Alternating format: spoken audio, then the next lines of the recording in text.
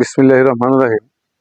আমি একজন বিএনপির কর্মী হিসাবে, আমি একজন বিএনপির সদস্য হিসাবে, আমি একজন বিএনপির ভোটার হিসাবে আমি আজকে বিএনপি নিয়ে কিছু কথা বলবো।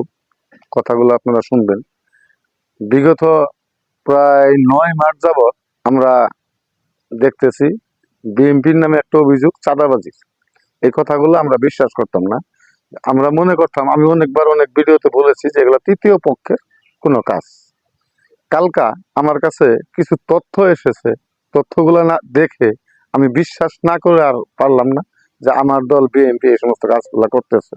তবে আমি আমাদের ভারপ্রাপ্ত চেয়ারম্যান জনাব তারেক রহমানের কাছে আমি একটা আবেদন করতে চাই, যদি আমার এই ভিডিওটা আপনার দৃষ্টিতে যায় তাহলে আপনি আমার কথাগুলো মনোযোগ দিয়ে শুনবেন। কারণ হলো, এই বিএনপিকে নিয়ে বিরাট একটা ষড়যন্ত্র চলতেছে, ভয়ঙ্কর একটা ষড়যন্ত্র। কারণ হলো, বিএনপি একটা বড় রাজনীতিবিদ, বিএনপির লক্ষ লক্ষ কোটি কোটি ভোটার, বিএনপির লক্ষ লক্ষ সমর্থক, বিএনপির লক্ষ হাজার হাজার মানুষ বিএনপিকে ভালোবাসে।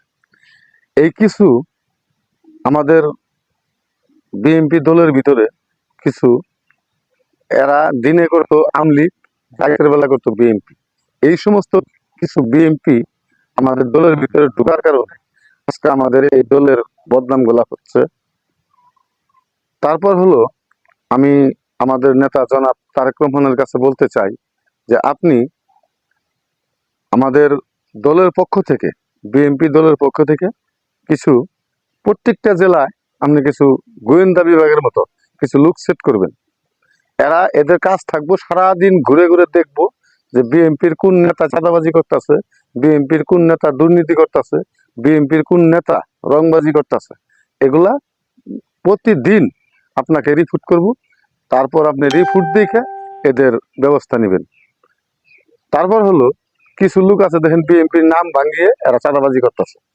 যে সমস্ত লোক দেখা যাইব যে বিএনপির নাম ভাঙিয়ে চাঁদাবাজি করতেছে, ওদেরকে আমরা আইনের আওতায় তুলে দিব।